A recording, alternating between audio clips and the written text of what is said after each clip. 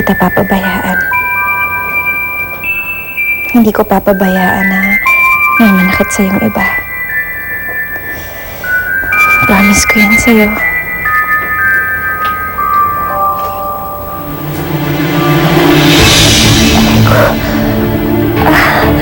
Teka. Aray ko.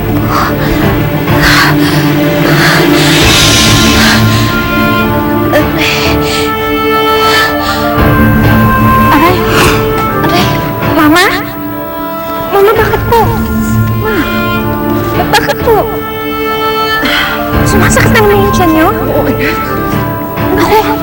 Naku, Mama. Siguro dapat daling ka na namin sa ospital. Baka mamaya kung ano na yan. Wala ito, anak. Ulcer lang ito. Mamaya mawawala din ito. Naku. Aray ko. Lisa? Lisa, bakit? Ano nangyari sa'yo? Lisa? Hindi, wala to. Baka talaga sumasakit na yung tiyan ko. Umihilab lang. Gusto mo, dalhin kita sa doktor? Hindi, Sigurado ka? may gamot ako sa medical cabinet. Nakadala lang to ng panganganak. Sige, pakikuha na lang.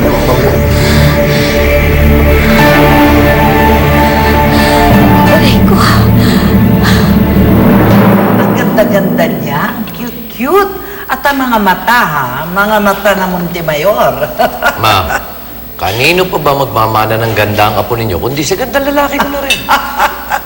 Alam mo ba, ako excited. Excited na makapagsalita na siya. At ang gusto kong unang marinig sa kanyang salita ay Lola. Pwede ho ba? Konting respeto lang. Lalo na't nakaharap tayo sa kainan. Why? What's your problem? Si Ninya lang naman ang pinag-uusapan natin. Pati ba naman sanggol? Naku, pinapatulan mo. Ang bilis niyo hong makakalimot. Dugo pa rin ho ng kabit ni Hener ang nananalaytay sa sanggol na yun. Pero paano ba? Ilang beses na natin pinag-usapan to, hindi ba? Umamin na ako. Tinanggap ko na may pagkakamali ako sa'yo.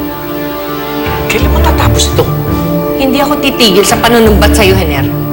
Hanggat hindi ko nakikitang napagbayaran mo na lahat ng kasamaan na nagawa mo sa akin.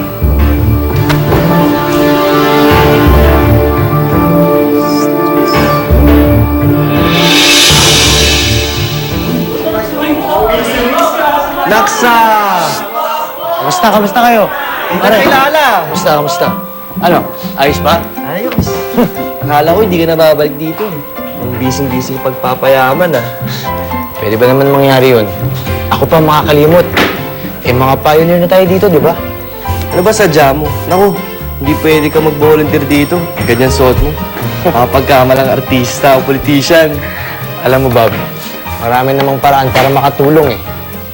Bakit pa ako nagtatrabaho ng ganito?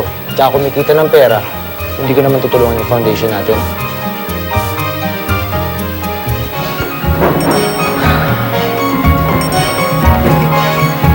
Wow! Ang laki na ito, ah!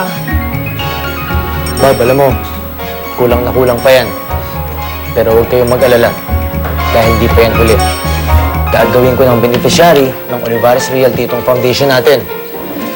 Ito lang kasi yung paraan ko para makabawi man lang ako dun sa biyayang natanggap ko. Salamat, pare, ah. Oh, kumusta ang buhay pamilyado? Okay. Ito, walang kasing sarap.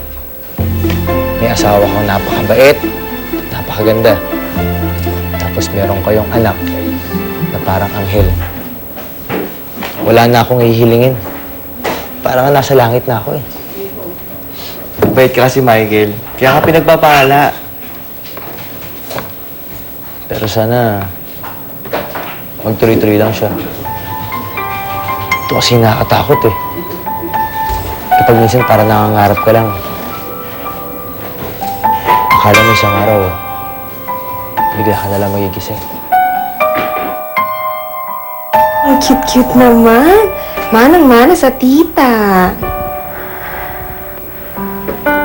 Eliza? Okay ka lang? Alam mo, parang may tinatago ka. Pwede mo namang sabihin sa akin eh. Magkapatid naman tayo. Sofia, may sasabihin ako sa'yo, pero ipangako mo sa akin, hindi mo sasabihin kay Lola, Daddy, lalong-lalo na kay Michael. I can keep a secret? Eh, ano ba yun?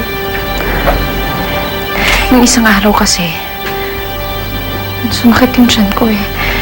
Pero kakaibang sakit. Parang pinupunit yung laman ko sa tiyan. Ha? Napacheck mo na ba? Hindi pa. Natatakot kasi ako eh. Baka meron na rin akong sakit na katulad ng sakit ni Mama. O baka napapraning lang ako.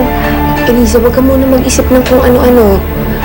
Gusto mo, pumunta tayo ng hospital bukas, papacheck up kita. O sige. Pero kung kaalis sa tabi ko ha. I promise. Salamat. Salamat sa Diyos at meron akong kapatid na katulad mo.